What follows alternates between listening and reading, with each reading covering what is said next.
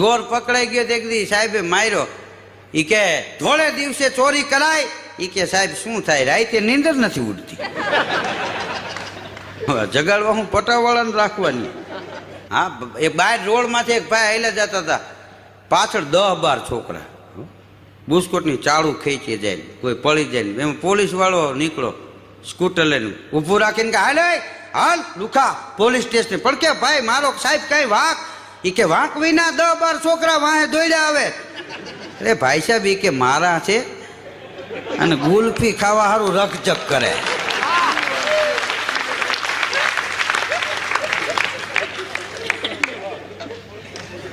હા, 10-12 છોકરા તારા કે હા, અમારે ગરીબ માણસ ને બીજું શું હોય.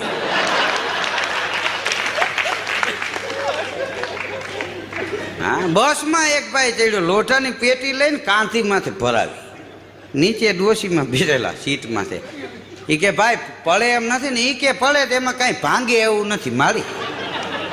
એમાં ભાંગે એવું નથી, અમારો મુંડો ભાંગી જાય એનું હું. ધોબીને એક ભાઈ કહેતા હતા, એ કે તું આ કપડાં કેવી રીતે ધોશ? મારે તો સમજવામાં નથી આવતું. પણ કે એમાં સમજવાનું ધોવાતા હોય એમ ધોવાય. હા, જો હજી ટુવાલ કેવો સરસ બનાવી દીધો. ઓઈલો કે ભાઈ ટુવાલ નહીં, મેં તને ચાદર દીધી હતી.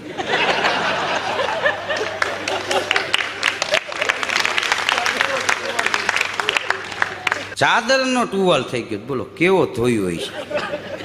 એક છોકરી એક દી એના પ્રેમીને કહે તું મારી સાથે લગ્ન કર, હું દુઃખમાં અને તકલીફમાં તને મદદ કરીશ. ઓઈલો કે પણ મને ક્યાં કાંઈ તકલીફ છે. એ કે લગ્ન કર પછી પડે ને. હા, રાજકોટ તો રાજકોટ છે ભાઈ. હા, આ રાજકોટની તો મજા જ કાંઈક અલગ પ્રકારની છે. મજા જ આવ્યા કરે, મજા જ આવ્યા કરે એવું આ રાજકોટ છે. ભલે ને હવે ઉધારમાં લાવ્યા કરે તોય મજા જ આવ્યા કરે.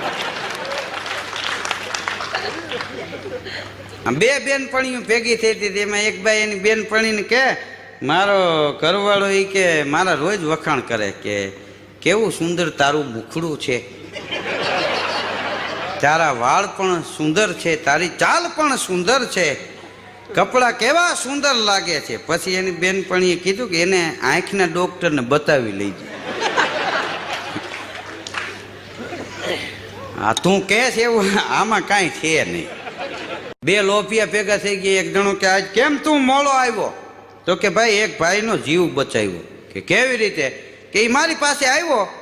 એ કે ભાઈ લાખ રૂપિયાની જરૂર છે, જો લાખ રૂપિયા ન મળે ને તો મરી જવું પડે એમ છે. પછી કે તે શું કીધું? કે મેં કીધું મરાતું એ છે કે તું તારે લઈ જઈજે.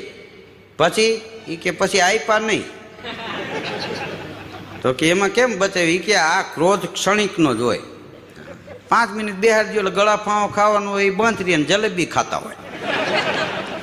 હા, જાજીવાર એ થંભે નહીં. રાતે એક જણો જાગ્યો અને આમ હાથ બત્તી લઈને શેરડા મારતો હતો બધા રૂમમાં, ઓહરીમાં, રહોળામાં. એની ઘરવાળી કે અત્યારે શું લાઈટ કરીને જોવો છો? એ કે જોઉં છું ક્યાંય લેપ ચાલુ નથી ને. બિલ મારી નાખે. પેલા કીધું લાઈટ બરતી હોય તો એમને ખબર પડે.